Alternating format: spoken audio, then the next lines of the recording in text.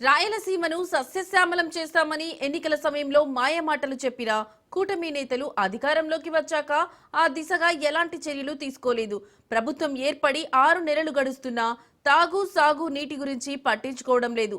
ఎలాగోలా ఖరీఫ్ సీజన్ గడిచిపోయినా రబీ సీజన్లో జిల్లా రైతాంగం పరిస్థితి అగమ్యగోచారంగా మారింది.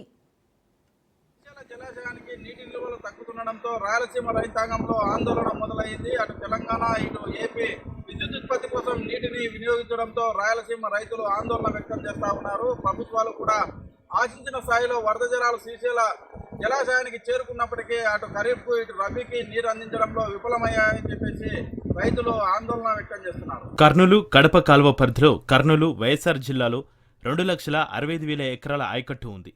ఈ కాల్వకు 39.9 టీఎంసీల నీటి కేటాయింపులు ఉన్నాయి.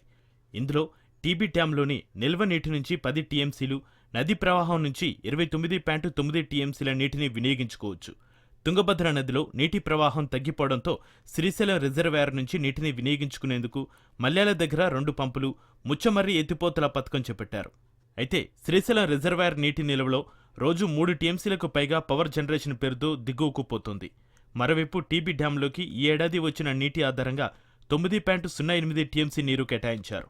ఇందులో మనం చుక్క నీరు కూడా వాడుకోలేదు.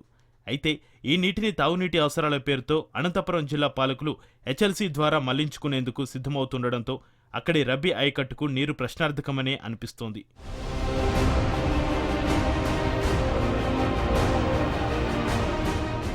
రాయలసీమ జిల్లాలకు కృష్ణా, తుంగభద్ర నదులే ప్రధాన జల వనరులు. ఈ నీటిపై ఆధారపడి ఉమ్మడి కర్నూలు, ఉమ్మడి కడప జిల్లాలోని 6 లక్షలకు పైగా ఆయకట్టు ఆధారపడి ఉంది. శ్రీశైలం రిజర్వాయర్లో ప్రస్తుతం ఉన్న నీటిని తెలంగాణ ప్రభుత్వం ఎడమగట్టు విద్యుత్ కేంద్రం నుంచి విచ్చలవిడిగా వాడుకుంటోంది. ఫలితంగా ఈ ప్రభావం సీమ జిల్లాల సాగుపై పడింది. ఇప్పటికే ఇంజనీర్లు రబీలో 6 తడి పంటలకు మాత్రమే వారబందీగా నీరు ఇస్తామని ప్రకటించడంతో రైతన్నలు తీవ్ర ఆందోళన చెందుతున్నారు. దీంతోపాటు శ్రీశైలం కనీస నీటి మట్టం 854 అడుగులు ఉండేటట్లు ప్రభుత్వంపై ఒత్తిడి చేయాలని ఆయకట్టుదారులు కోరుతున్నారు. నా పేరు మనోహరు, మాది అల్లినగర గ్రామము. నేను 3.5 ఎకరా వరిమడి సాగు చేస్తున్నాను. తెలుగంగ కాలువ కింద మాది శ్రీశైలం ప్రాజెక్టు కిందకు వస్తుంది. ఇది ఏప్రిల్ ఆఖరి వరకు విడతల వారీగా నీళ్ళు వదిలితేనే మా వరి పంట పండుతుంది. తక్కువ వచ్చే ఇబ్బందికరంగా ఉంటుంది. ఇది తెలంగాణ వారికి కరెంటు ఉత్పత్తికి విచ్చలవిడిగా వాడుతున్నందువలన మాకు తక్కువ వచ్చే అవకాశాలు ఉన్నాయనుకుంటున్నాము. దీన్ని అరకట్టవలసిందిగా కోరుతున్నాము. తెలుగు గంగ కాలువ పరిధిలో నంద్యాల జిల్లాలో 1,14,000 ఎకరాల ఆయకట్టు ఉంది. ఈ మొత్తానికి నీరు ఇచ్చేందుకు వెలుగోడు రిజర్వాయర్లో 15.787 టీఎంసీల నీరు ఉంది. అయితే రబీలో వరి సాగు చేస్తే నీరు ఇవ్వలేని పరిస్థితి. కేవలం 6 తడి పంటలకు, అది కూడా వారబందీగా ఇచ్చేందుకు మాత్రమే సాధ్యమవుతుంది. రబీ సీజన్లో 6 తడి పంటలు మాత్రమే వేసుకోవాలని చెప్పేసి ఇరిగేషన్ శాఖ అధికారులు కరాఖండిగా చెప్తా ఉన్నారు. ఏదైతే శ్రీశైలం డ్యాంలో నీటి నిల్వలు పూర్తిగా తగ్గిపోతుండడంతో వరి పండించే రైతులకు నీరు అందించే పరిస్థితి లేదని కూడా చెప్తున్నారు. ఎస్ఆర్బీసీ పరిధిలో మాత్రం ప్రశ్నార్థకంగా మారింది.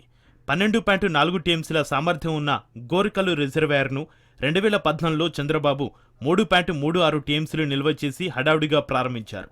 ఫలితంగా రబీలో ఈ రిజర్వాయర్ ద్వారా 1 ఎకరాకు సాగునీరు అందించలేకపోయారు.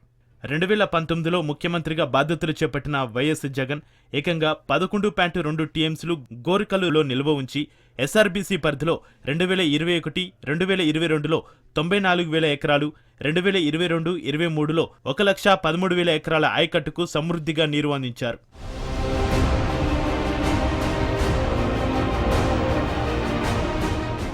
ఆంధ్రనీవ కాలువ వెంబడి రైతులు పంటలు సాగు చేశారు. కాలువలో 1,688 క్యూసెక్ల నీరు మాత్రమే ప్రవహిస్తుంది. ఈ కాలువ కింద 40,000 ఎకరాలకు పైగా సాగు చేశారు. కృష్ణగిరి, పందినకొన రిజర్వాయర్లలో సైతం పూర్తిస్థాయి సామర్థ్యం మేరకు నీటిని నిల్వ చేయలేదు. ఇలాంటి సమయంలో శ్రీశైలం రిజర్వాయర్లో తగ్గిపోతున్న నీటి మట్టంతో రైతుల్లో ఆందోళన మొదలైంది. దీంతో పాటు 79 చెరువులకు నీరు ఇచ్చేందుకు అవకాశం ఉన్నప్పటికీ ఇంతవరకు 30 చెరువులకు మాత్రమే నీటిని నింపారు. అన్ని చెరువులకు నీరు నింపి ఉంటే 10,000 ఎకరాల ఆయకట్టు సాగు అయ్యేది. ఇప్పటికైనా పాలకులు రాయలసీమలోని పెండింగ్ ప్రాజెక్టులన్నీ పూర్తి చేసి వరద జలాలను వరిసిపట్టి ప్రాజెక్టులు నింపాలని, తాగునీరు అందించేందుకు కృషి చేయాలని చెప్పేసి రాయలసీమ రైతాంగం ప్రధానంగా డిమాండ్ చేస్తుంది. వీడియో జర్నలిస్ట్ శివశంకర్తో మధు, రాజ్ న్యూస్, కర్నూలు జిల్లా.